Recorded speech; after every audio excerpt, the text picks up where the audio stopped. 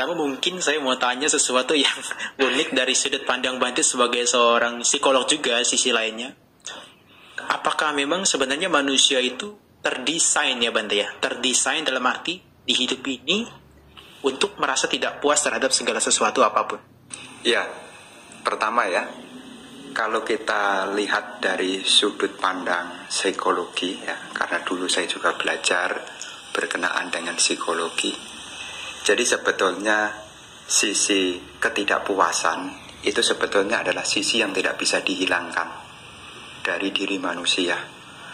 Karena pada dasarnya ketidakpuasan itu sebagai alarm di dalam kehidupan.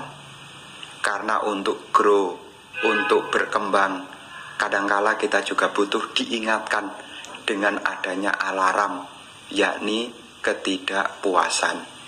Hanya saja di masyarakat pengertiannya menjadi berbeda.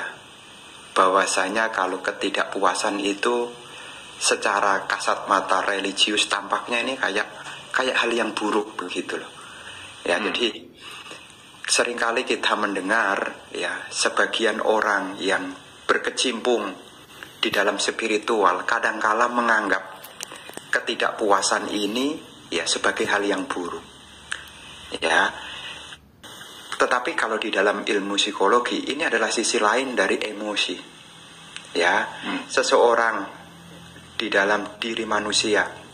Ya, kalau kita menggunakan landasan teori, ya kita ngomong dulu yang bukan dhamma dulu lah.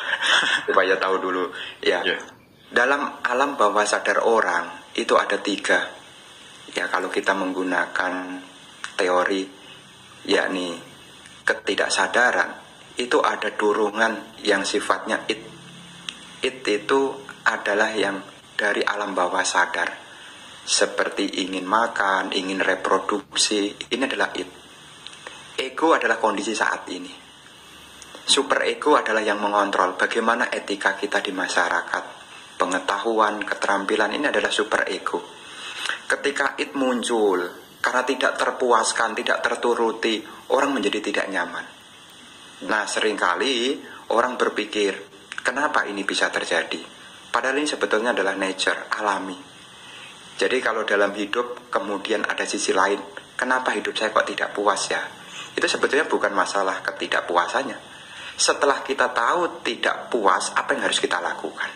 Nah, jadi secara psikologi ya ini alami. Jadi dalam hidup ini ya alami. Kita tidak mungkin selamanya seperti apa yang dikehendaki. Apalagi kita yang sudah mengenal Dhamma nih. Ya, kita kan sudah mengenal Dhamma, kita mengetahui sangkara paramaduka. Segala yang berubah disertai dengan ketidakpuasan. Sangkara, semua yang terbentuk dari berbagai faktor pembentuk sifatnya sangkata, muncul, berlangsung, tenggelam.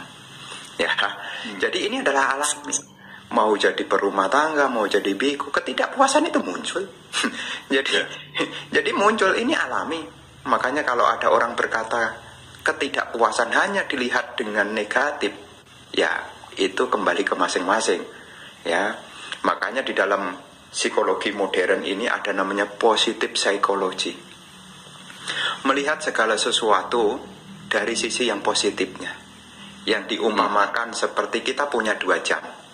Ya, kalau tangan kiri punya jam yang rusak, tangan kanan punya jam yang bagus. Pertanyaannya, mana yang kita gunakan? Apakah kita akan sibuk ngurusi yang rusak? Kan tentu tidak. Sama juga dalam kehidupan kita. Karena sangkara paramaduka, segala sesuatu yang berubah pasti diikuti dengan ketidakpuasan. Ya, duka itu kan terjemahan lain selain penderitaan kan adanya ketidakpuasan itu. Jadi kalau kita sudah tahu begitu, pertanyaannya adalah apa yang harus kita lakukan? Ya, kalau dalam kondisi kita saat ini, ya namanya hidup ini kompleks ya, kompleks. Ya. Tidak seindah apa yang kita ceritakan. Kompleks, ya kompleks sekali. Makanya masalah orang hidup kompleks sekali. Ya, ada yang memberikan perumpamaan. Kehidupan ini seperti perjalanan, bukan hanya belok kanan, belok kiri, tapi juga kadang naik, kadang turun. Ya, Jadi kadang juga macet juga, bukan hanya lancar juga. Banyak. Jadi banyak sudut yang akan kita temukan. Makanya di kesempatan malam hari ini, ya kita berpikir, bagaimana nih, kalau seandainya ketidakpuasan ini ada pada diri kita. Karena ketika kita mengalami ketidakpuasan, efek yang paling berat adalah pengen cepat-cepat selesai dalam hidup ini. Itu yang paling berat ya. Ya, kadang-kadang ya, sampai orang merelakan kehidupan yang berharga ini dengan cara yang mungkin di masyarakat tidak bagus. Karena apa? Pasti di situ ada hal yang tidak membuat dia puas, yang sulit untuk diterima. Makanya di topik malam hari ini mungkin di antara Bapak Ibu yang mendengar, supaya kita memahami ketidakpuasan, ketidaknyamanan, ya. Ini adalah warna dalam kehidupan. Setelah kita tahu, ya mental kita, batin kita inilah yang harus kita perbaiki. Mau kita bawa kemana kehidupan kita ini? Ya, jadi sekarang ya, kalau kita ngomong sekarang ini memang benar-benar dukasanya itu kelihatan sekali. Ya. Dukasanya kelihatan sekali. Ya, karena sekarang pandemik ini sulit untuk diprediksi. Ya, sulit untuk diprediksi. Tapi bukan menyalahkan perubahannya. Ya, jadi kita tidak bisa menyalahkan apapun.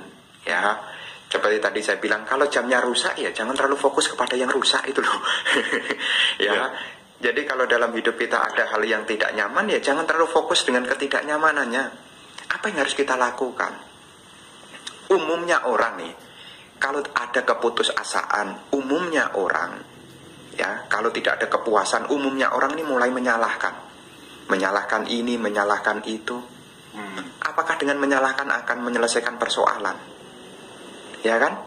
Ya, karena bahasa yang paling mudah itu adalah menyalahkan keadaan, ya, menyalahkan keadaan, komplain sana, komplain sini.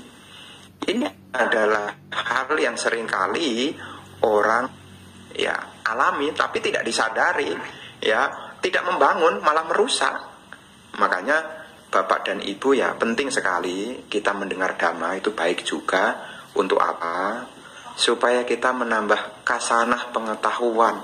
Jangan sampai kita memaksakan hanya semata-mata hal yang kita harapkan saja. Karena ada sisi lain yang harus kita mengerti. Ya, jadi penting sekali ya. Jadi berkenaan dengan ketidakpuasan adalah wajar dalam kehidupan, tergantung kepada kita mau bawa kemana. Begitu.